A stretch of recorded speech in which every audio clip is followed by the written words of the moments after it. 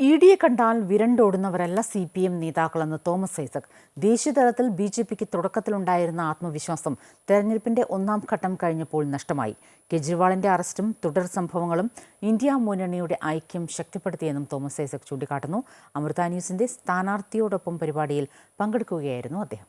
ഈ മൊത്തത്തിൽ ഒരു ഇലക്ഷൻ്റെ ഒരു വികാരം നമ്മൾ നോക്കുമ്പോൾ 2019 ഒരു വലിയൊരു വികാരം UDFന് അനുകൂലമായി ഉണ്ടായിരുന്നു 2019. പക്ഷേ ആ 2019 ഒരു സാഹചര്യമേ അല്ല ഇപ്പോൾ 24 എന്നാണ് നമുക്ക് മനസ്സിലാക്കാൻ കഴിയുന്നത്, അല്ലേ? 2019 സാഹചര്യമേ അല്ല. 2019 UDFന് അനുകൂലമായിട്ട് ശബരിമല ഫാക്ടർ ഉണ്ടായി. രണ്ട് ന്യൂനപക്ഷങ്ങൾക്കിടയിൽ പോലും രാഹുൽ ഗാന്ധിയെ പിന്താങ്ങുക എന്നൊരു ചിന്താഗതി വന്നിരുന്നു. അത് രണ്ടും ഇന്നില്ല. ശബരിമല ആരും ഇപ്പോൾ വർത്തമാനം പോലും പറയുന്നില്ല, അങ്ങ് പോയി. പിന്നെ ന്യൂനപക്ഷങ്ങൾക്കിടയിലാണെങ്കിൽ കോൺഗ്രസിൻ്റെ അഴകുഴമ്പൻ സമീപനത്തെക്കുറിച്ച് വലിയ ആശങ്കയാണ്. ഇപ്പോൾ പൗരത്വ നിയമം, അവിടെ മാനിഫെസ്റ്റോയിൽ പൗരത്വ നിയമം ഒരു അധികാരത്തിൽ വന്നാൽ പിൻവലിക്കുമെന്ന് പോലും പറയുന്നില്ല. അപ്പോൾ അതുകൊണ്ട് ഇവരെ വിശ്വസിക്കാൻ പറ്റില്ല. ഇവരെ നേർവഴി കൊണ്ടുവരണമെങ്കിൽ പാർലമെൻറ്റിൽ കുറച്ച് ഇടതുപക്ഷം ഉണ്ടായേ പറ്റൂ എന്നൊരു ചിന്ത ന്യൂനപക്ഷങ്ങൾക്കിടയിൽ ഉണ്ടായിട്ടുണ്ട്. പ്രത്യേകിച്ച് മുസ്ലിം കമ്മ്യൂണിറ്റിയിൽ അത് വളരെ പ്രകടമാണ്. അപ്പോൾ അത് ഇടതുപക്ഷത്തിന് അനുകൂലമാണ്.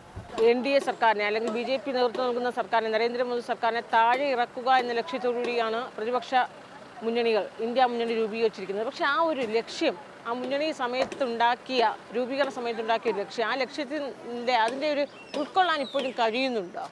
എത്രത്തോളം ശക്തവും പ്രബലവുമാണ് ഈ പ്രതിപക്ഷ? ഞങ്ങൾ പണ്ടേ പറഞ്ഞതാണ്, ഒരു അഖിലേന്ത്യാ മുന്നണി ഉണ്ടാക്കി എല്ലാ സംസ്ഥാനത്തും ഒരുമിച്ച് മത്സരിക്കാമെന്നൊക്കെ പറയും. നടക്കുന്നതല്ല, യാഥാർത്ഥ്യബോധമുള്ള. ഓരോ സംസ്ഥാനത്തും ഇവിടെ സാരം കണക്കെടുത്ത് BJPയെ എങ്ങനെ ഒറ്റപ്പെടുത്താം, BJPക്ക് എന്ത് തിരിച്ചടി കൊടുക്കാം, അതിന് പറ്റുന്ന രീതിയിലുള്ള മുന്നണികൾ ഉണ്ടാവേണ്ടി വരും. പൊതു ആശയവിനിമയത്തിനുമൊക്കെ ഒരു വേദിയായിട്ട് മുന്നണി നിൽക്കണം എന്നാണ് പറഞ്ഞത്. ഇപ്പോൾ കാര്യം അവിടെ എത്തിച്ചു തന്നിരിക്കുന്നത്. ഓരോ സംസ്ഥാനത്തിൻ്റെ സാഹചര്യം അനുസരിച്ച് ബംഗാളി വേറെ, കേരളത്തിൽ വേറെ, എങ്കിലും മുൻപുണ്ടായിരുന്നതിനേക്കാൾ ഒരു യോജിപ്പ് BJPയെ താഴ്ത്തിറക്കുന്നതിന് വേണ്ടി ഉണ്ടായിട്ടുണ്ട്. പ്രത്യേകിച്ച് കെജ്രിവാളിൻ്റെ അറസ്റ്റിന് ശേഷം അത് കൂടുതൽ ശക്തിപ്പെട്ടിട്ടുണ്ട്. അതെല്ലാം ഒന്നുണ്ടാക്കുന്നു.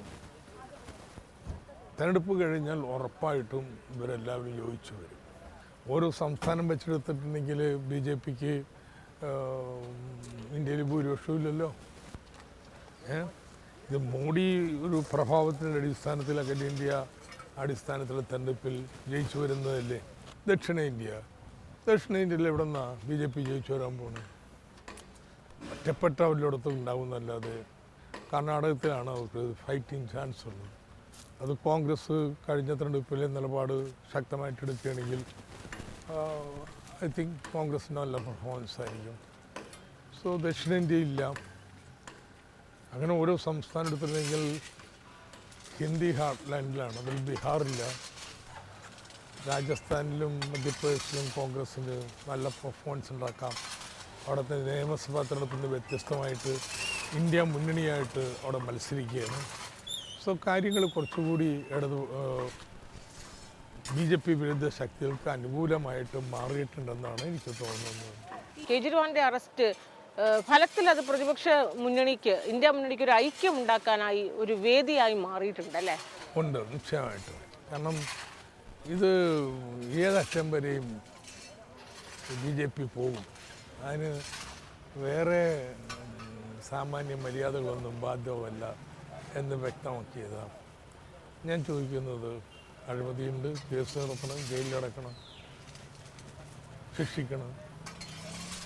കരുതൽ തടങ്കൽ പ്രകാരം എടുത്ത് ജയിലിടാനായിട്ടുള്ള എന്തുകൊണ്ടുള്ളത് എനിക്കതാ മനസ്സിലാക്കാറ്. കേസെടുക്കണമെന്നല്ല, കേസെടുക്കണമെന്ന് എടുത്തിട്ട് ഇൻവെസ്റ്റിഗേറ്റ് ചെയ്യണം, അഴിമതിനെ തെളിയിക്കണം, കോടതി ശിക്ഷ വിധിക്കും. മോഡിയാരാ ശിക്ഷ വിധിക്കാനായിട്ട്? അപ്പോൾ ഇന്ത്യയിലിപ്പോൾ ഒരു മാരണ നിയമം നിലനിൽക്കുന്നത് EDയുടെ എന്തും ആരെയും ചെയ്യാം. വിളിച്ച് അറസ്റ്റ് ചെയ്ത് ജയിലിട്ട് കഴിഞ്ഞാൽ പിന്നെ അത് സത്യം പറഞ്ഞാൽ ഇത്ര ജനാധിപത്യ വിരുദ്ധമായിട്ടുള്ള ഒരു പരിപാടി വേറെയില്ല. അപ്പോഴും ഉയരുന്നൊരു ചോദ്യം, ഈ ജയിലിൽ കിടന്നുകൊണ്ട് ഒരു മുഖ്യമന്ത്രി അല്ലെങ്കിൽ ഒരു മന്ത്രി ഭരിക്കുക എന്ന് പറയുന്നത് അത് ഇന്ത്യ പോലുള്ളൊരു ജനാധിപത്യ രാജ്യത്തിൽ നല്ലൊരു കീഴ്വഴക്കം ഉണ്ടാക്കും? ഒരു കുഴപ്പമില്ല, അതൊരു ഫൈറ്റാണ്. അത് അദ്ദേഹം വെല്ലുവിളിയായിട്ട് എടുത്തിരിക്കുന്നത്. Very good. ED എന്നെ വിളിക്കുന്നത്, ഞാൻ വെല്ലുവിളിയായിട്ട് പോകില്ലെന്ന് പറയുന്നു. ഒരു ഇഞ്ചും കീഴടങ്ങുന്നില്ല. ED പേടിയില്ല എന്നങ്ങ് പറയണേ. 2 വർഷമായി കിടന്ന് കളിക്കണം. അവിടെ പോയാൽ വിഴുങ്ങത്തൊന്നുമില്ലെന്ന് എനിക്കറിയാം. പോവില്ല. രാഷ്ട്രീയമായിട്ടുള്ളൊരു ഫൈറ്റാണ്. അല്ല, ഇത് തന്നെയല്ലേ ഇവിടുത്തെ UDF പ്രതിപക്ഷ VD സതീശനടക്കം കെ സുധാകരനടക്കമുള്ള നേതൃത്വം പറയുന്നത്, ദേശീയ തലത്തിൽ കേജ്രിവാളിനെ എടുത്ത് അകത്തിട്ടതുപോലെ അതേ ലാഘവത്തോടെയൊന്നും ഇവിടെ വരില്ല. കാരണം CPM BJP തമ്മിലുള്ള ബാന്ധവുമാണ് അവർ ഇതിൽ ഉയർത്തുന്നത്. അവർക്ക് വട്ടാണത്. ഇതിനോടൊക്കെ എന്ത് വർത്താനം പറയാനാ? ഇവർക്ക് ഇന്ത്യ മുന്നണിയിലൊരു ഘടകകക്ഷിയെക്കുറിച്ചാണ് പറയണേ. മനസ്സിലായില്ലേ? അത് കേരളത്തിൽ BJPയുടെ ഒപ്പം പിന്നെ എവിടെയാണ് BJP എതിരായിട്ട് നിൽക്കുക? എന്തടിസ്ഥാനം നീ പറയുന്നത്? കേജ്രിവാളിനെ പിടിച്ചാൽ അകത്തിട്ട് എന്നെ പിടിച്ചാൽ അകത്തിടൂല, ഫേമയാണ് എൻ്റെ പേരുള്ള കേസ്. അതുപോലെ അറിയാത്തവന്മാരായിരിക്കുന്നു. അല്ലാതെ PMLA അല്ല. ഈ ED ഇപ്പോൾ അങ്ങേക്ക് മാത്രമല്ല, EDയുടെ നിഴലല്ലേ, ഭീഷണിയുടെ നിഴലുള്ളത്. ഇപ്പോൾ കരുവന്നൂരിലെ സഹകരണ ബാങ്ക് കരുവന്നൂരിൻ്റെതും അതോടൊപ്പം തന്നെ ഈ മാസപ്പടിയൊക്കെ തന്നെയും എക്സാലോജിക്കൊക്കെ തന്നെയും ഇതിൻ്റെ നിഴലിലാണല്ലോ. മാസപ്പടി എത്ര പേർക്കാ കൊടുത്തിരിക്കുന്ന അയാൾ? അത് 100 കോടി രൂപ കൊടുത്തിട്ടില്ലേ? അതിൽ മീഡിയ ഹൗസസിനും കൊടുത്തിട്ടില്ലേ? കേരളത്തിലെ രാഷ്ട്രീയ പാർട്ടി നേതാക്കന്മാർക്കെല്ലാം കൊടുത്തിട്ടില്ലേ? ഒരു രേഖയില്ലാതെ, ഒരു ഉടമ്പടിയില്ലാതെ, ഒരു നികുതിയും കൊടുക്കാതെ. അപ്പോൾ ED ഇവരൊക്കെ പിടിച്ച ആദ്യം അകത്തുണ്ട്. അപ്പോൾ ഇവരൊക്കെ എന്തുവായി പറയും? കരുവന്നൂരൊന്നും EDയുടെ ഭീഷണിയിൽ വില പോവില്ല എന്ന് തന്നെയാണോ പറയുന്നത്? കരുവന്നൂർ തെറ്റ് ചെയ്തവർ ശിക്ഷിക്കപ്പെടണം, അതന്വേഷിച്ചോട്ടെ. പക്ഷേ ഈ CPM നേതാക്കളെയൊക്കെ ലക്ഷ്യമിട്ട് ഒരു EDയുടെ ഒരു പതിവാണ്. ഇന്ത്യയിൽ എവിടെയെങ്കിലും ഒരു BJPക്കാരനെ ED ഇൻവെസ്റ്റിഗേറ്റ് ചെയ്യുന്നുണ്ട്? ED കേസെടുത്തിട്ട് BJP ചേർന്നാൽ പിന്നെ എവിടെയെങ്കിലും ഒരു കേസ് നടത്തിയിട്ടുണ്ട്? ഇതുണ്ടല്ല, ഒരു ഇൻവെസ്റ്റിഗേറ്റീവ് ഏജൻസി BJPയുടെ രാഷ്ട്രീയ ആയുധമാണ്. ഞങ്ങളങ്ങനെ അതിനെ കാണണം. അതുകൊണ്ട് ഇവിടെ കരുവന്നൂർ അന്വേഷിച്ചാൽ അതിൻ്റെ പ്രതികളെ അല്ല, എങ്ങനെ CPMന് അത് കൊടുക്കാൻ പറ്റുമെന്നുള്ളതാണ് അവരുടെ ചിന്ത. അവർ ചെയ്യട്ടെ. ഈ ശരിക്കും ഈ ഏറ്റവും വലിയൊരു പ്രധാന പ്രതിപക്ഷ പാർട്ടി കോൺഗ്രസ് തന്നെയാണ്. അപ്പോൾ കോൺഗ്രസിന്റെ അക്കൗണ്ടൊക്കെ മരവിപ്പിച്ചുകൊണ്ടുള്ള തെരഞ്ഞെടുപ്പ് സമയത്ത് അത് ശരിക്കും വലിയൊരു തിരിച്ചടി തന്നെയാണ് അത്തരത്തിലുള്ള നീക്കങ്ങളൊക്കെ. അതുകൊണ്ട് കേരളത്തെ കുറിച്ച് ലെവൽ പ്ലേയിങ് ഗ്രൗണ്ട് ഉണ്ടായി. ഞങ്ങളതിന് നിൽക്കുന്ന അക്കൗണ്ട് മരവിപ്പിച്ചതിനൊക്കെ. അതിൻ്റെ ഫലം എന്ന് വെച്ചാൽ കേരളത്തിൽ കുത്തിയൊഴുകി വരാനുള്ള പണം ഇല്ല. ഇപ്പോൾ നമ്മളൊപ്പത്തിനൊപ്പം നമ്മളൊക്കെ ഇലക്ഷൻ നടത്തുന്നത് കേന്ദ്രത്തിൽ നിന്ന് പണം വന്നിട്ടൊന്നുമില്ല, നാട്ടിൽ നിന്ന് പണം ഉണ്ടാക്കിയിട്ടുണ്ട്.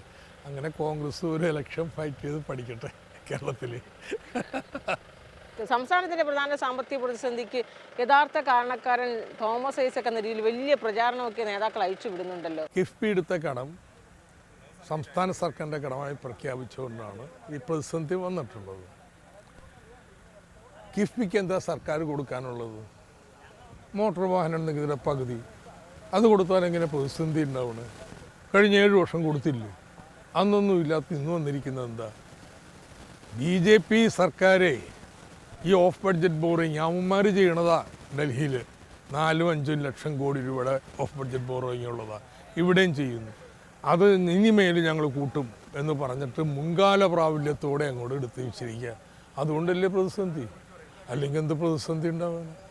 അപ്പോൾ BJPയുടെ നയത്തെ വിമർശിക്കുന്നതിന് പകരം അതിന് കൈയടിച്ച് പ്രോത്സാഹിപ്പിക്കുന്ന പരിപാടിയായിട്ട് UDF ഇറങ്ങിയിരിക്കുക. ഇനിയിപ്പോൾ സുപ്രീം കോടതി പോയിട്ട് സർക്കാരിനൊരു തിരിച്ചടിയുടെ ഒരു സൂചനയാണല്ലോ ഉണ്ടാകുന്നത്. എങ്ങനെ മുന്നോട്ട് പോകും? അവിടെ കേസ് പോയിട്ട് 13,608 കോടി രൂപ തന്നു. അത് നമുക്ക് കഴിഞ്ഞ സാമ്പത്തിക വർഷം കിട്ടാനുള്ള തുകയാണ്. തരാതിരുന്നത് ഇങ്ങനെ ഒന്നും ഇല്ല എന്ന് പറഞ്ഞിരുന്നു, തന്നു. ബാക്കിയുള്ളത് ബെഞ്ചിന് പോയിരിക്കുക. കേരളം ഉന്നയിച്ചിട്ടുള്ള അത്ര ഗൗരവമായിട്ടുള്ള കാര്യമാണെന്ന് സുപ്രീം കോടതി അംഗീകരിച്ചു. പക്ഷെ അതിന്റെ വാദമൊക്കെ ഇനി നീളത്തില്ലേ? അപ്പൊ അതിന്റെ തീരുമാനം നീളത്തില്ലേ? നീളും. അതിന്റെ നിയമപരമായിട്ടുള്ള കാര്യങ്ങൾ നോക്കേണ്ടി വരും.